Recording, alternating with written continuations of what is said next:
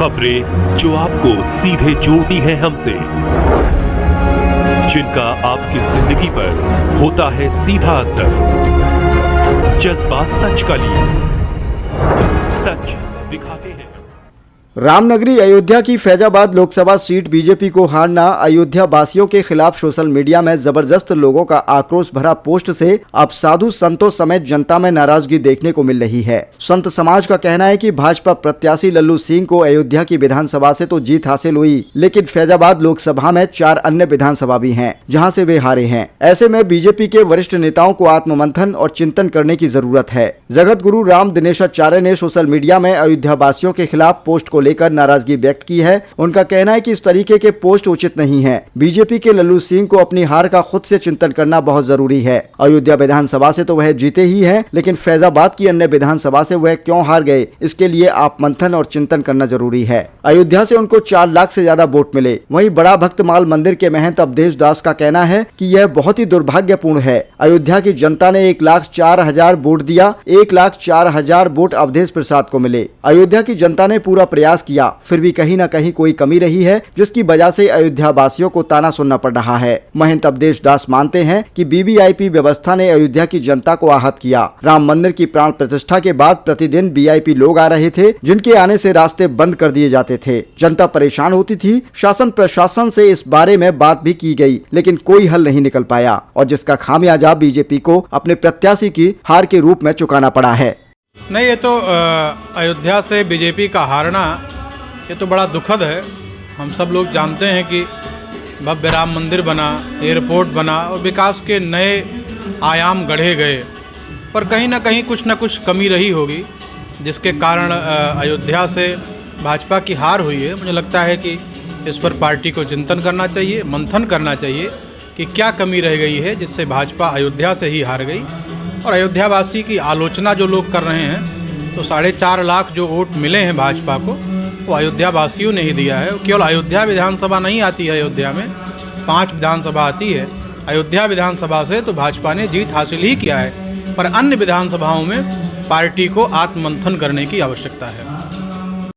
ये दुर्भाग्यपूर्ण है, लेकिन अगर अयोध्या के मतदाताओं के हिसाब से देखा जाता है तो 1,04,000 वोट लल्लू सिंह जी को मिले हैं और 1,04,000 वोट जो है अवधेश प्रसाद को मिले हैं। तो अयोध्या के मतदाताओं ने तो प्रयास पूरा किया, लेकिन फिर भी कहीं ना कहीं कोई कमी रही है, जिस कमी की वजह से आज अयोध्या वासियों को अनेक प्रकार के ताने सुनने पड़ रहे हैं। हम सनातनी नहीं हैं, हम विधर्मी हैं, आदि आदि इस प्रकार के वातावरण लोग फेसबुक पर और यूट्यूब पर अपने अपने भड़ास निकाल रहे हैं। ठीक है, स्वाभाविक है। अयोध्या में राम मंदिर का निर्माण हुआ था, अयोध्या अति उत्साहित थी, इसमें कोई दो राय नहीं है, लेकिन अब ये कहाँ से कमी रह गई, राजनीतिज्ञ लोगों को मंथन करने का विषय है। महात्माओं ने तो वोट सबने दिया है, ऐसा नहीं कि महात्माओं ने वोट नहीं दिया है। संत महात्मा जो भी हैं, उन सब लोगों ने वोट भारतीय जनता पार्टी को राम मंदिर के पक्ष में किया, इसमें कोई दो राय नहीं। अब ये जो लोग गृहस्थ लोग हैं, किसी की दुकान टूटी, किसी का मकान टूटा, किसी का रास्ता चौड़ा हुआ, इन विषयों पर अगर इन लोगों ने वोट नहीं दिया तो ये उनके लिए दुर्भाग्यपूर्ण है, क्योंकि अयोध्या के चौड़ीकरण के बाद अयोध्या का विकास दिखाई पड़ रहा है, लोगों को दिख रहा है। चौड़े चौड़े रास्ते, अच्छी अच्छी दुकानें, अच्छे अच्छे मार्ग। अगर ये भी चोरी चांदनी रात नभावा, चोर व्यक्ति जो होते हैं उनको रात्रि ही अच्छी लगती, चांदनी रात अच्छी नहीं लगती है। तो ये निश्चित बात है, कुछ लोग इस मानसिकता के रहे होंगे जिन लोगों ने वोट नहीं किया है। ये निश्चित बात है कि हम भी व्यथित हैं।